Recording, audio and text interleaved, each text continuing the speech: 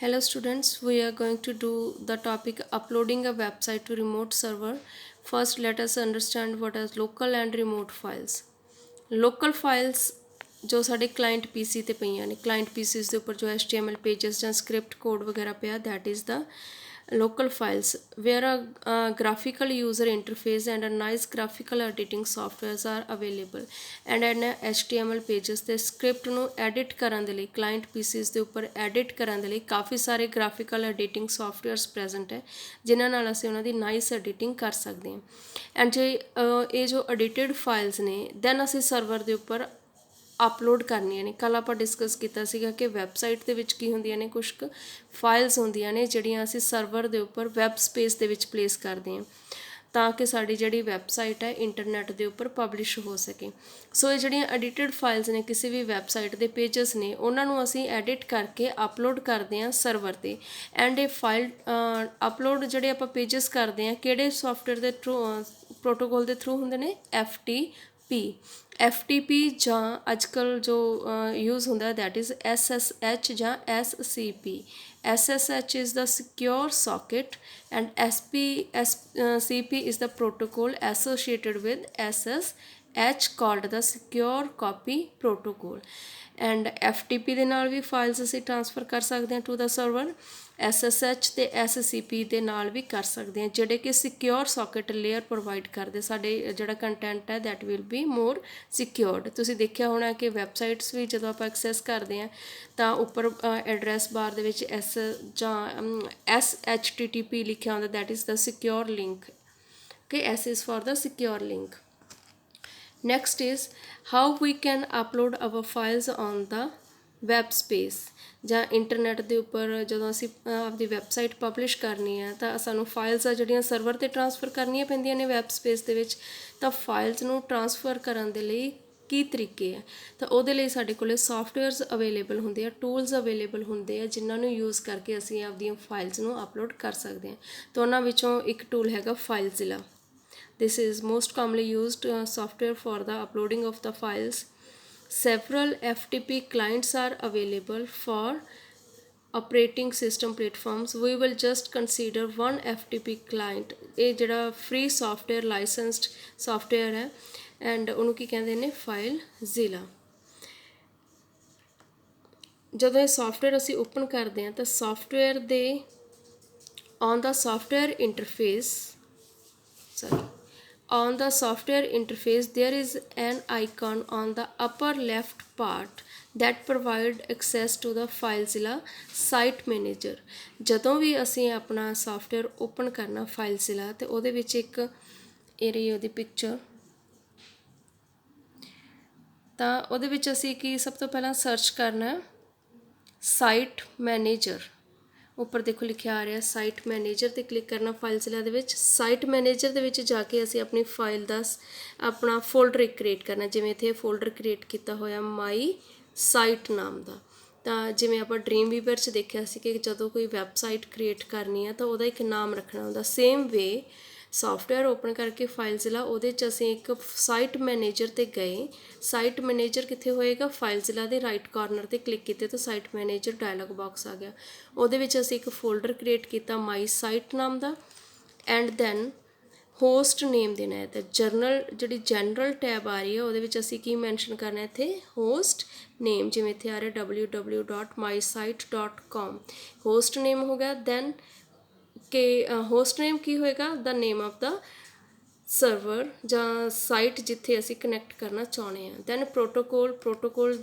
ਕਿਹੜਾ protocol use ਕਰਕੇ we want to connect ਸੋ ਇਹ ਸਟੈਪਸ ਨੇ ਉਹਦੇ ਵਿੱਚ ਸਭ ਤੋਂ ਪਹਿਲਾਂ ਉਹਨਾਂ ਨੇ ਕੀ ਕਿਹਾ ਸੀਗਾ On the software interface, there is an icon on the upper left part that provide access to FileZilla Site Manager. This is where you can create a new site to connect to. For each site you need to enter. Ki enter ਕਰਨਾ ਹੈ ਅਸੀਂ ਜਦੋਂ site create ਕਰਨੀ ਹੈ files transfer ਕਰਨੀਆਂ ਨੇ a name for the naming connection. In this example, ਇਹਦੇ 'ਚ ਕੀ ਕਹਿ ਰਹੇ ਨੇ ਫਸਟ ਸਟੈਪ ਦੇ ਵਿੱਚ ਕਿ ਅਸੀਂ ਇੱਕ ਫੋਲਡਰ ਕ੍ਰੀਏਟ ਕਰਨਾ ਹੈ ਜਿਹਦੇ ਵਿੱਚ ਅਸੀਂ ਆਪਣੀਆਂ ਫਾਈਲਸ ਜਿਹਦੇ ਅੰਡਰ ਸ਼ੋ ਕਰਾਂਗੇ ਤਾਂ ਇਹਦੇ ਵਿੱਚ ਫੋਲਡਰ ਕਿਹੜਾ ਮਾਈ ਸਾਈਟ ਨਾਮ ਦਾ and host address this can be either a host name or the IP address. ਅਸੀਂ ਸਰਵਰ ਦਾ IP ਐਡਰੈਸ ਦੇ ਦਾਂਗੇ।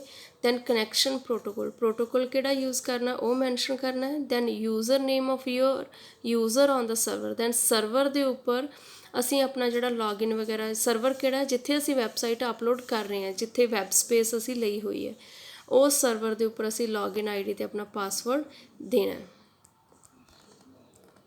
ਸੋ ਦਿਸ ਵਾਜ਼ ਦਾ ਇਮੇਜ ਫॉर ਸਾਈਟ ਮੈਨੇਜਰ ਦੇ ਵਿੱਚ ਸੇਮ ਉਹ ਵੀ ਫੋਲਡਰ ਮਾਈ ਸਾਈਟ ਨਾਮ ਦਾ ਹੋਸਟ ਨੇਮ ਦਿੱਤਾ, ਪ੍ਰੋਟੋਕੋਲ ਮੈਂਸ਼ਨ ਕਰਤਾ, ਯੂਜ਼ਰ ਨੇਮ ਮੈਂਸ਼ਨ ਕਰਤਾ, ਪਾਸਵਰਡ ਮੈਂਸ਼ਨ ਕਰਤਾ, and then we will click on connect.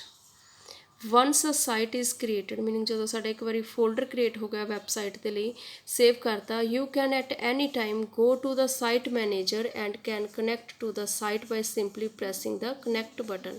ਕਿ ਲੇਟਰ ਔਨ ਅਸੀਂ ਫਾਈਲਸ ਇੱਕ ਵਾਰੀ ਅਪਲੋਡ ਕਰਤੀਆਂ, ਲੇਟਰ ਔਨ ਅਗਰ ਕੋਈ ਚੇਂਜਸ ਕਰਨੇ ਨੇ ਤਾਂ ਅਸੀਂ ਫਾਈਲ ਮੈਨੇਜਰ ਦੇ ਵਿੱਚ ਫਾਈਲਜ਼ਿਲਾ ਦੇ ਵਿੱਚ ਸਾਈਟ ਮੈਨੇਜਰ ਦੇ ਥਰੂ ਇਹ ਵਾਲਾ ਯੂਜ਼ਰ ਨੇਮ ਅਤੇ ਪਾਸਵਰਡ ਦੇ ਕੇ ਆਪਣੀ ਜਿਹੜੀ ਵੈਬਸਾਈਟ ਆ ਉਹਦੇ ਨਾਲ ਕਨੈਕਟ ਕਰ ਸਕਦੇ ਹਾਂ ਐਂਡ ਚੇਂਜਸ ਉਹਦੇ 'ਚ ਕਰ ਸਕਦੇ ਹਾਂ। once you are connected you will see a window with two panes ਕਿ ਜਦੋਂ ਇੱਕ ਵਾਰੀ ਅਸੀਂ ਕਨੈਕਟ ਕਰ ਲਿਆ ਫਾਈਲਜ਼ਿਲਾ ਦੇ ਥਰੂ ਅਸੀਂ ਆਪਣੇ ਸਰਵਰ ਦੇ ਨਾਲ ਤਾਂ ਸਾਡੇ ਕੋਲ ਦੋ ਵਿੰਡੋਜ਼ ਸ਼ੋ ਹੋਣਗੀਆਂ ਜਿਵੇਂ ਇੱਥੇ ਫਿਗਰ ਦੇ ਵਿੱਚ ਸ਼ੋ ਹੋ ਰਿਹਾ। Yes, so these are the two windows। ਇੱਧਰ ਕੀ ਲਿਖਿਆ ਹੋਇਆ local site and here is the remote site। that mean ਕਿ ਇਹ ਸਾਡੇ ਸਰਵਰ ਦੀ ਵਿੰਡੋ ਹੈ, ਇਹ ਸਾਡੇ ਲੋਕਲ PC ਦੀ ਵਿੰਡੋ ਆ। ਹੁਣ ਜਿਹੜੀਆਂ ਵੀ ਫਾਈਲਸ ਅਸੀਂ ਵੈਬ ਸਪੇਸ ਦੇ ਉੱਪਰ ਕਾਪੀ ਕਰਨੀਆਂ ਨੇ ਇੱਥੋਂ ਉਹਨਾਂ ਨੂੰ ਕਲਿੱਕ ਕਰੋ ਐਂਡ ਡਰੈਗ ਟੂ ਦਾ ਜਾਂ copy to the remote site.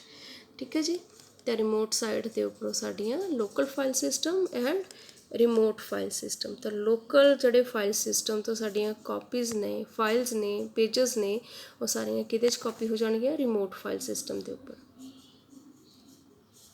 In order to upload the files to the server, just select the files from left pane, left ਕਿਹੜੀ ਹੈ? remote local ਵਾਲੀ, and drag them to the right pane in correct destination directory। okay, this was using the FileZilla ਕਿ FileZilla ਦੇ ਨਾਲ ਅਸੀਂ ਆਪਣੀਆਂ copy ਜਿਹੜੀਆਂ files ਨੇ ਸਰਵਰ ਦੇ ਉੱਪਰ ਕਿਵੇਂ ਅਪਲੋਡ ਕਰ ਸਕਦੇ ਹਾਂ। So next, this was the first tool ja software keh lo, and that second is the uploading using cPanel। cPanel is also a tool that is used to upload the files। cPanel is most popular panel for managing your hosting account, and you can easily download, manage and upload your website files on the server using cPanel। Using this option, you can upload your website file by hosting the account on the cPanel inbuilt file manager। ਜਿਵੇਂ ਉਹਦੇ ਵਿੱਚ ਫਾਈਲਜ਼ਿਲਾ ਦੇ ਵਿੱਚ site manager ਸੀ, ਇਹਦੇ ਵਿੱਚ ਕੀ ਹੈ?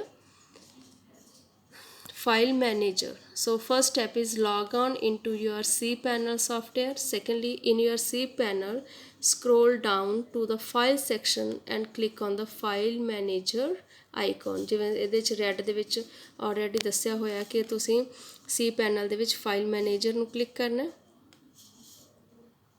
now you need to select your directory as well as root directory। click on go button। ਸਭ ਤੋਂ ਪਹਿਲਾਂ ਕੀ ਕਲਿੱਕ ਕਰਨੀ ਹੈ ਕਿ ਸਾਡੀ ਡਾਇਰੈਕਟਰੀ ਕਿਹੜੀ ਹੈ, ਕਿੱਥੇ ਅਸੀਂ ਸਾਡੀਆਂ ਫਾਈਲਸ ਹੋਣਗੀਆਂ ਉਹਨੂੰ ਸਿਲੈਕਟ ਕਰਨਾ ਹੈ। And other options like show hidden files also ਕਿ ਡਾਇਰੈਕਟਰੀ ਦੇ ਵਿੱਚ ਜਿਹੜੀਆਂ ਹਿਡਨ ਫਾਈਲਸ ਨੇ ਉਹ ਵੀ ਸ਼ੋ ਹੋਣ। ਸਭ ਤੋਂ ਪਹਿਲਾਂ ਅਸੀਂ ਵੈਬ ਰੂਟ ਜਾਂ ਕਹਿ ਲਓ ਰੂਟ ਡਾਇਰੈਕਟਰੀ ਸਿਲੈਕਟ ਕਰਨੀ ਜਿੱਥੇ ਸਾਡੀਆਂ ਫਾਈਲਸ ਹੋਣਗੀਆਂ। Then select click on the show hidden files, ਜੋ ਵੀ hidden files ਨੇ ਉਹ ਵੀ show ਹੋਣ, and click on the go button।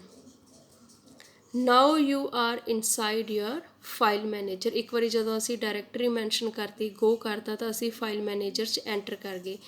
click on public HTML folder, ਤਾਂ ਉਸ ਫੋਲਡਰ ਤੁਹਾਡਾ ਫੋਲਡਰ ਸ਼ੋ ਹੋ ਜਾਏਗਾ ਫਾਈਲ ਮੈਨੇਜਰ ਦੇ ਵਿੱਚ ਜਿਹੜਾ ਸਿਲੈਕਟ ਕੀਤਾ ਹੋਇਆ ਫਾਈਲਸ ਲਈ।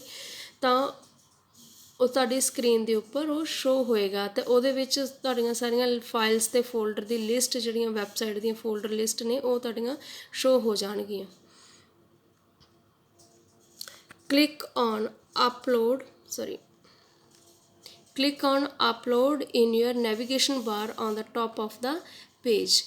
Here अगर ਤੁਹਾਡੇ ਕੋਲ ਸਾਰੀਆਂ files ਉਹਦੇ ਵਿੱਚ ਤੁਸੀਂ folder ਦਾ ਜਿਹੜਾ ਸਭ ਤੋਂ ਪਹਿਲਾਂ folder select ਕਰ ਲਿਆ ਸੀ। ਫਾਈਲ ਮੈਨੇਜਰ ਦੇ ਵਿੱਚ ਫੋਲਡਰ ਸਿਲੈਕਟ ਕਰੋ ਜਿੱਥੇ ਤੁਹਾਡੀਆਂ ਵੈਬਸਾਈਟ ਦੇ ਸਾਰੇ ਪੇਜਸ ਪਏ ਨੇ and then click on the go button. ਜਦੋਂ ਗੋ 'ਤੇ ਕਲਿੱਕ ਕਰਾਂਗੇ ਤੁਹਾਡਾ ਫੋਲਡਰ ਹੈ ਜਿਹੜਾ ਇੰਪੋਰਟ ਹੋ ਗਿਆ ਉਹਦੇ ਵਿੱਚ ਫਾਈਲ ਮੈਨੇਜਰ ਦੇ ਵਿੱਚ and then click on the upload button.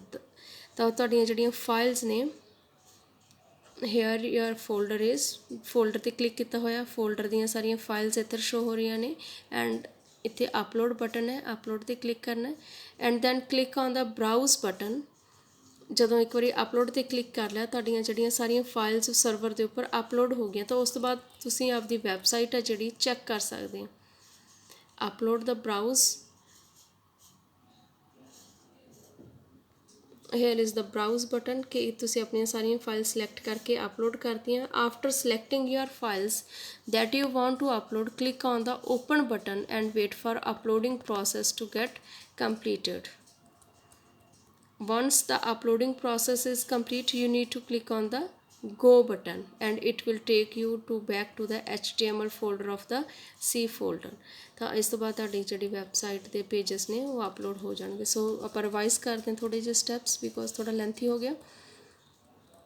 So first C panel ਦੇ ਵਿੱਚ ਜਾਣਾ ਅਸੀਂ ਫਾਈਲ ਮੈਨੇਜਰ 'ਤੇ ਫਾਈਲ ਮੈਨੇਜਰ 'ਚ ਜਾ ਕੇ ਸਿਲੈਕਟ ਯੂਅਰ ਫੋਲਡਰ ਜਿੱਥੇ ਤੁਹਾਡੀਆਂ ਫਾਈਲਸ ਜਾਂ ਜਿਹੜੇ ਵੈਬਸਾਈਟ ਉਹਦੇ ਪੇਜਸ ਪਏ ਨੇ ਕਲਿੱਕ ਔਨ ਗੋ ਬਟਨ। ਜਦੋਂ ਗੋ 'ਤੇ ਕਲਿੱਕ ਕਰੋਗੇ ਤਾਂ ਤੁਹਾਡਾ ਜਿਹੜਾ ਫੋਲਡਰ